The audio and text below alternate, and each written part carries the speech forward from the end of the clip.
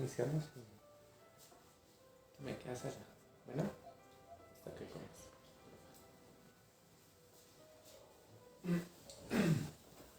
Buenas noches, hermanos. Dios les bendiga.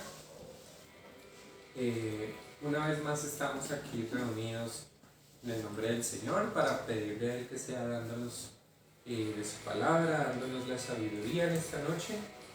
Le pedimos, hermano, pues que tome también ahí donde está su Biblia, que nos acompañe en esta lectura. Hoy vamos a estar leyendo la carta a los Hebreos. Entonces, hoy iniciamos con Hebreos 1, 2 y 3. Entonces, para que la liste ahí donde está en su casa, lístela. Y pues mientras oramos, esperamos que se vayan de pronto uniendo más personas al envío.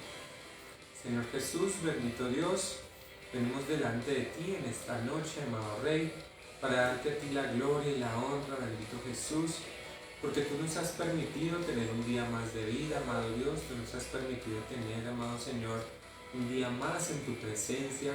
Te queremos pedir perdón por nuestros pecados, por nuestros errores, por todas aquellas faltas que hayamos tenido, Señor Jesús, en nuestros pensamientos, en nuestra forma de hablar, en nuestros actos, amado Rey. Señor, ayúdanos a cambiar, a ser transformados por medio de tu Espíritu Santo, Dios.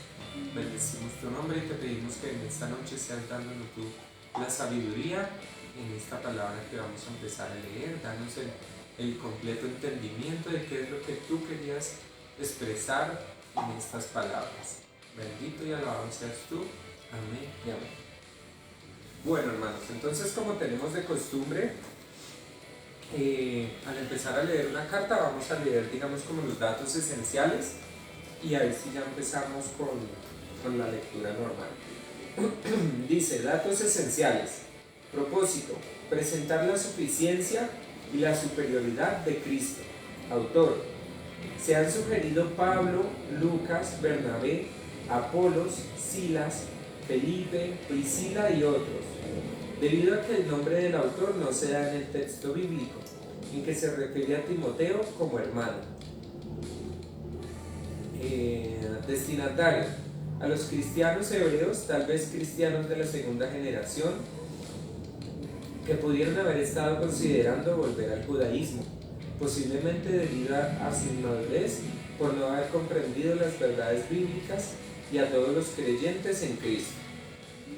Fecha: probablemente antes de la destrucción del templo de Jerusalén, el 70 después de Cristo, ya que en este libro se mencionan los sacrificios y ceremonias religiosas, pero no la destrucción del templo. Marco histórico: es probable que estos cristianos judíos sufrieran una intensa persecución social y física, tanto de parte de los judíos como de los romanos. Cristo no había regresado para establecer su reino, y la gente necesitaba que se le asegurara que el cristianismo era verdadero y que Jesucristo era, sin lugar a dudas, el Mesías.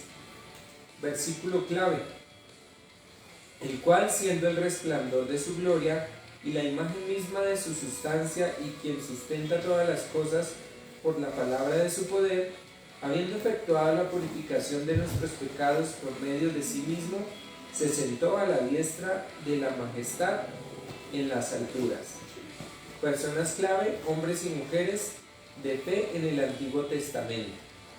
Características especiales: aunque Hebreos se llama una carta, tiene la forma y el contenido de un sermón. Listo. Entonces ya hemos leído acá las partes como principales. Ahora sí vamos a leer la carta. Dice, Hebreos capítulo 1. Dice: Dios ha hablado por su Hijo.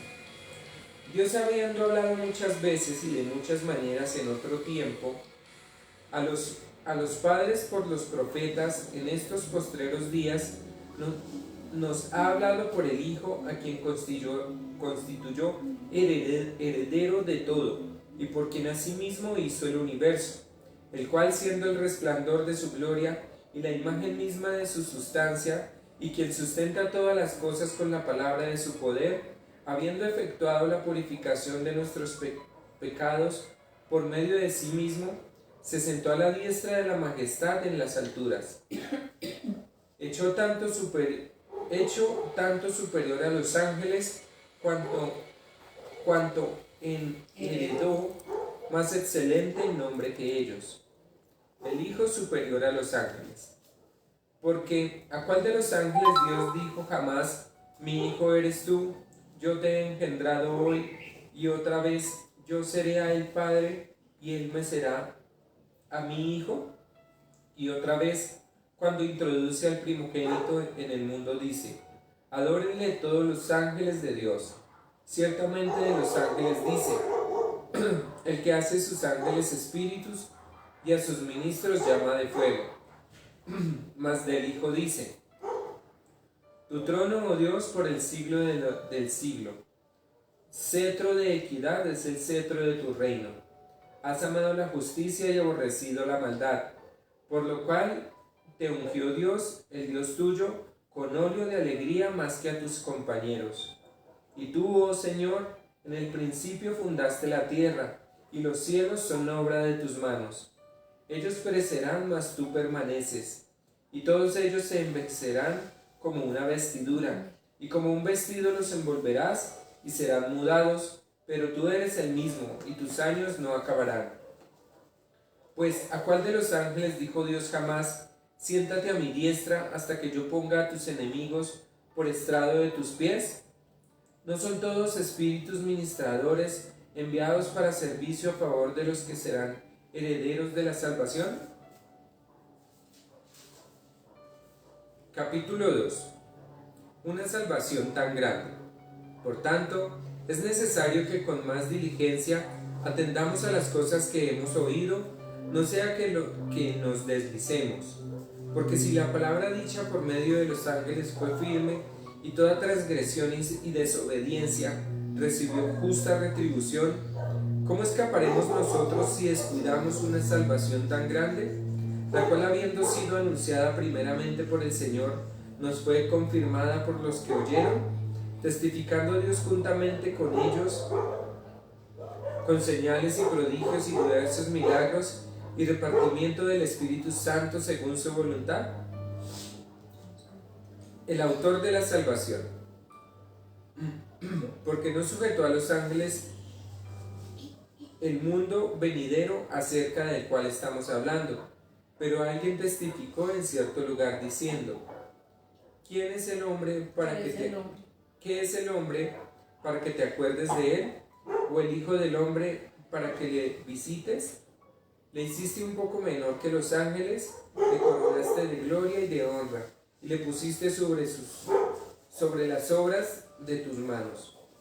Todo lo sujetaste bajo sus pies, porque en cuanto le sujetó todas las cosas, nada dejó que no sea sujeto a él. Pero todavía no vemos de que todas las cosas le sean sujetas. Pero vemos a aquel que fue hecho un poco menor que los ángeles, a Jesús, coronado de gloria y de honra a causa del padecimiento de la muerte, para que por la gracia de Dios gustase la muerte por todos. Porque convenía aquel por cuya causa son todas las cosas y por quien todas las cosas subsisten, que habiendo de llevar muchos hijos a la gloria, perfeccionase por aflicciones al autor de la salvación de ellos. Porque el que santifica y los que son santificados de uno son todos, por lo cual no se avergüenza de llamarlos hermanos, diciendo, anunciaré a mis hermanos tu nombre, en medio de la congregación te alabaré. Y otra vez, yo confiaré en él. Y de nuevo, he aquí, yo y los hijos de Dios, yo y los hijos que Dios me dio. Así que, por cuanto los hijos participaron de carne y sangre, él también participó de lo mismo, para destruir por medio de la muerte al que tenía el imperio de la muerte, esto es, al diablo, y librar a todos los que por el temor de la muerte estaban durante toda la vida sujetos a servidumbre, porque ciertamente no socorrió a los ángeles, sino que socorrió a la descendencia de Abraham, por lo cual debía ser en todo semejante a sus hermanos, para venir a ser misericordioso y fiel sumo sacerdote. Deja de estar saltando, por favor. en lo que a Dios se refiere, para expiar los pecados del pueblo. Pues en cuanto él mismo padeció siendo tentado, es poderoso para socorrer a los que son tentados. Capítulo 3. Jesús es superior a Moisés. Por tanto, hermanos santos, participantes del llamamiento celestial, considerad al apóstol y sumo sacerdote de nuestra profesión, Cristo Jesús, el cual es fiel al que le constituyó, como también lo fue Moisés en toda la casa de Dios, porque de tanto mayor gloria que Moisés es estimado digno este. ¿Cuánto tiene mayor honra que la casa? Préstame esa. Sí, es que trásate, es que esa letra es muy chiquita. ¿En qué versículos quedamos ahí? En el 3. Capítulo 3. Verso 3. Porque de tanto mayor gloria que Moisés es estimado digno cuanto tiene mayor honra que la casa, el que la hizo. Porque toda la casa es hecha por alguno, pero el que hizo todas las cosas es Dios. Y Moisés, a la verdad, fue fiel en toda la casa de Dios, como siervo para testimonio de lo que se iba a decir. Pero Cristo, como hijo sobre su casa, la cual casa somos nosotros, si retenemos firme hasta el fin la confianza y el gloriarnos en la esperanza. El reposo del pueblo de Dios. Por lo cual, como dice el Espíritu Santo, si oyereis hoy su voz, no endurezcáis vuestros corazones, como en la provocación en el día de la tentación en el desierto, porque donde me tentaron vuestros padres, me probaron y vieron mis obras 40 años, a causa de lo cual me disgusté contra esa generación, y dije, siempre andan vagando en su corazón, y no han conocido mis caminos. Por tanto, juré en mi ira, no entrarán en mi reposo. Mirad, hermanos, que no haya en ninguno de vosotros corazón malo de incredulidad para apartarse del Dios vivo. Antes exhortaos los unos a los otros cada día, entre tanto que se dice hoy, para que ninguno de vosotros se endurezca por el engaño del pecado. Porque somos hechos partícipes de Cristo con tal que retengamos firme hasta el fin nuestra confianza del principio. Entre tanto que se dice, si oyereis hoy su voz, no endurezcáis vuestros corazones como en la provocación. ¿Quiénes fueron los que habiendo oído le provocaron? ¿No fueron todos los que salieron de Egipto por mano de Moisés? ¿Y con quiénes estuvo el disgustado 40 años? ¿No fue con los que pecaron, cuyos cuerpos cayeron en el desierto? Y a quienes juró no entrarían en su reposo, sino aquellos que desobedecieron, y vemos que no pudieron entrar a causa de incredulidad. Amén. Bueno, hermanos, entonces aquí en la carta de Hebreos lo primero que vemos es al autor, lo que decíamos ahorita, de pronto no se sabe quién es exactamente el autor. Algunos dicen que es Pablo, otros dicen que era Apolos.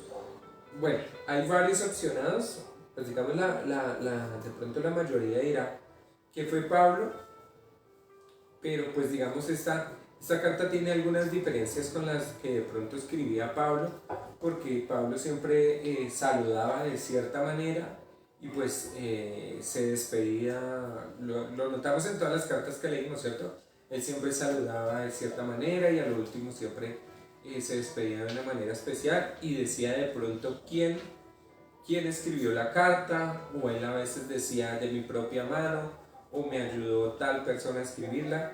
Entonces en esta carta de Hebreos tiene como muchas similitudes a lo que hablaba Pablo, en la forma en que lo hablaba Pablo, pero pues digámoslo así, en salutaciones y en otras cosas es diferente.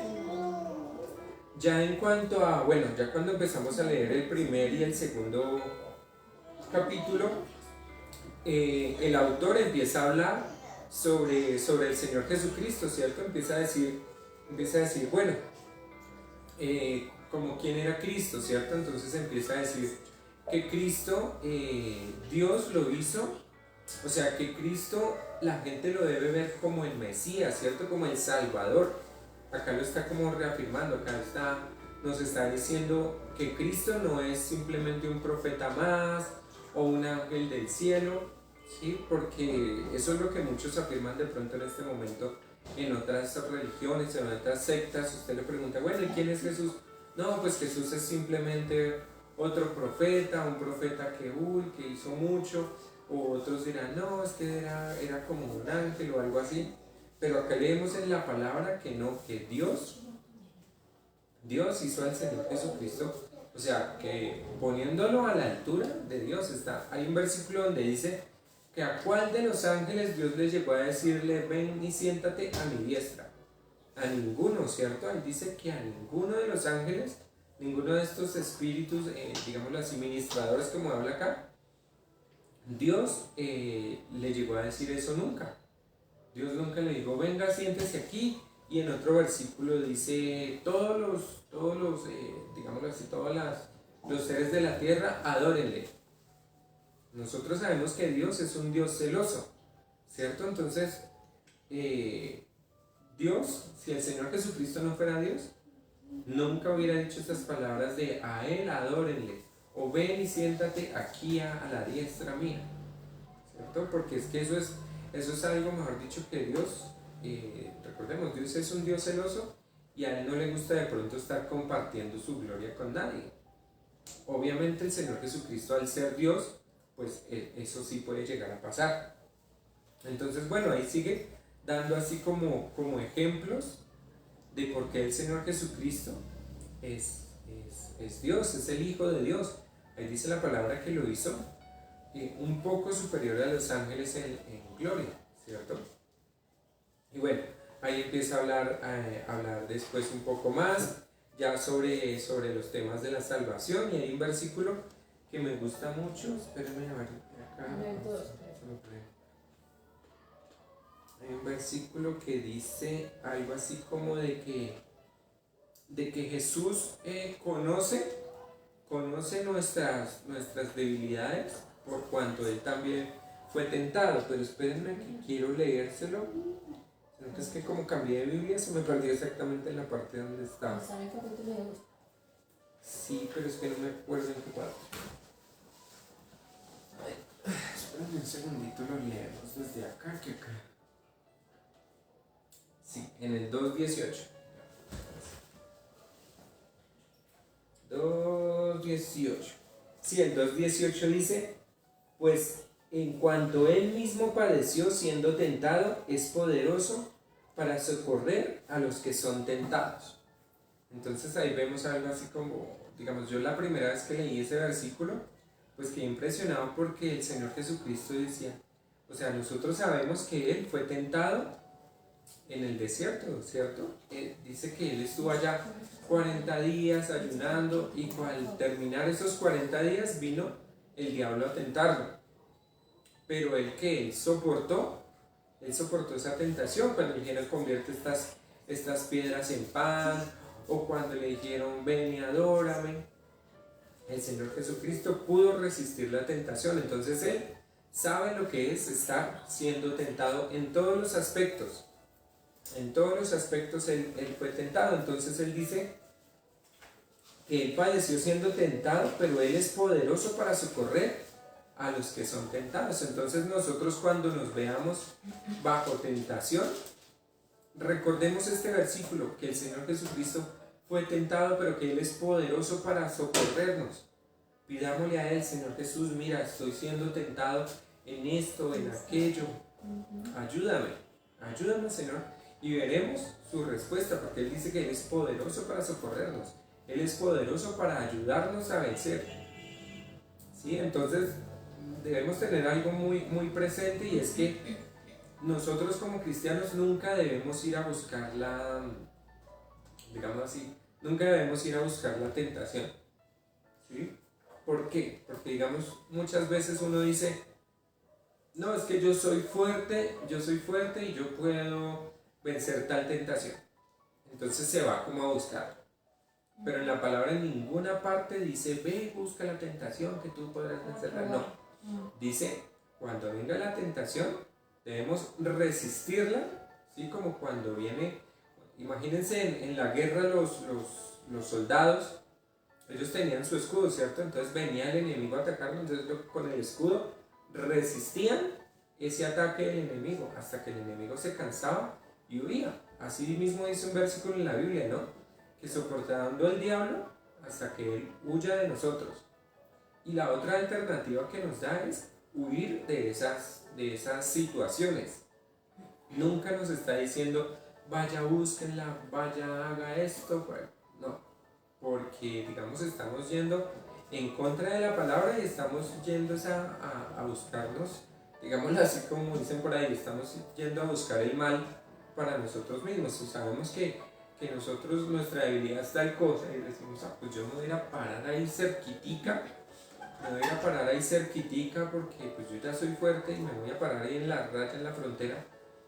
Muy seguramente, así como dice un dicho por ahí, el que juega con fuego se quema. Entonces muchas veces nos puede pasar eso. Entonces, que sepamos que cuando estemos bajo la tentación, debemos orar al Señor Jesucristo, que Él nos va a socorrer. Lo dice su palabra, que Él es poderoso para socorrer a los que son tentados. ¿Por qué? Porque Él sabe lo que es estar bajo tentación. Él sabe que durante una tentación uno está teniendo esa lucha de pronto en su mente, en su corazón, en su espíritu. Recordemos que nuestro espíritu y nuestra carne están todos los días en una lucha, en una pelea. Y eso va a ser así de aquí hasta que el Señor venga o hasta que nos muramos. No va a haber un solo día donde, yo ya soy súper espiritual y ya la carne no me busca pelea. Todos los días vamos a estar así. Vamos a estar peleando entre nuestro espíritu y nuestra carne, porque la carne quiere lo que a la carne le gusta y el espíritu quiere lo que al espíritu le gusta, ¿cierto?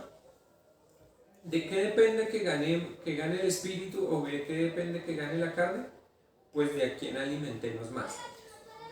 Entonces debemos fijarnos en eso. Si alimentamos más a la carne, pues la carne todos los días va a pelear contra el espíritu y el espíritu todo flaco, pues tumban al espíritu en todo momento la carne bien fortalecida, pues va siempre a tumbar todo lo espiritual que tengamos nosotros. Pero si por el contrario todos los días estamos alimentando el espíritu, leyendo la palabra, orando, todos los días ahí como en esa comunión con Dios, el espíritu de Dios en nosotros se va a fortalecer y va a hacerle una lucha más fuerte a la carne, donde se llegue el día en que la carne ya no nos va a poder dominar. ¿Listo? Y bueno, digamos ahí ya en el capítulo 3 ya empieza a hablar de que Jesús es superior a Moisés, ¿sí ven? Digamos acá, la carta de los Hebreos está presentando al Señor Jesucristo, lo está presentando como el Mesías, como Dios. Acá vemos que, digamos, las personas tal vez de ahí de Hebreos estaban dudando mucho sobre la deidad de Jesús, porque recordemos que de pronto a ellos se les dijo, listo, el reino de Dios, Jesús regresa pronto.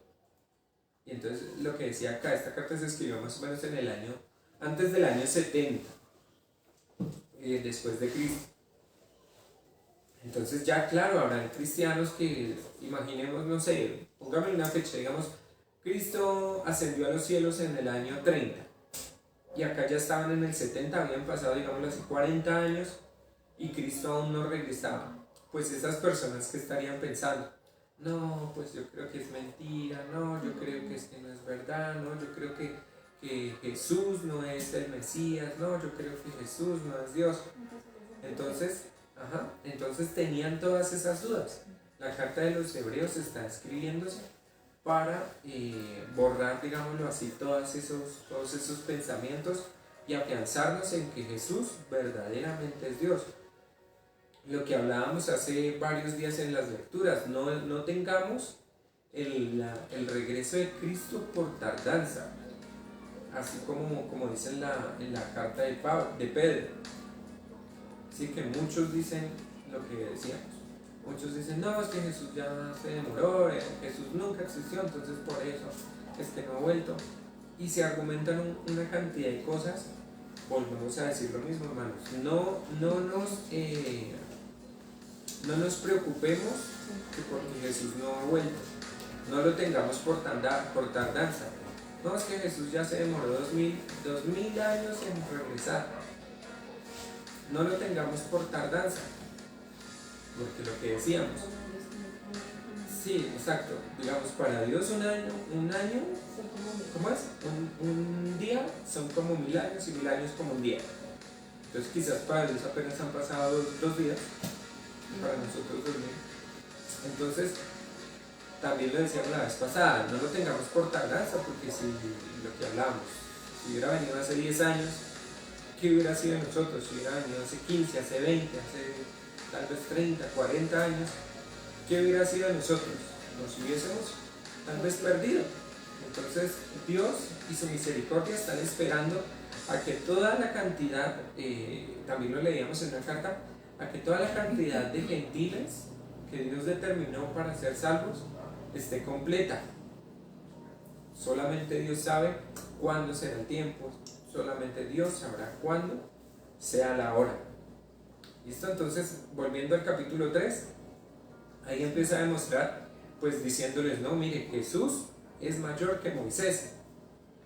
Entonces ahí empieza a dar un ejemplo con Moisés, empiezan a decirle que ¿quién es mayor? ¿El que construyó de pronto la casa o Dios que hizo todas las cosas? Entonces ahí empieza como una comparación y decir que obviamente el Señor Jesucristo está por encima de Moisés, porque recordemos que para los judíos de pronto Moisés era como el profeta superior. Recordemos que ellos leen todo lo que es la Torá, y para ellos es, digamos así, como el Pentateuco que escribió Moisés, es como mejor dicho, lo máximo. Recordemos porque, pues digamos, de ahí viene pues donde se escribió la ley de Dios, a Moisés fue que se le dio los 10 mandamientos y todo esto, pero acá en la carta le están diciendo, si bien Moisés era un gran profeta y todo esto, pero Moisés también esperaba ver de pronto la venida del Mesías, que es Jesús. O sea, Moisés también de pronto en sus profecías, él sabía que iba a venir un Salvador. Y él, como otros profetas del Antiguo Testamento, también anhelaban ver la venida del Señor Jesús.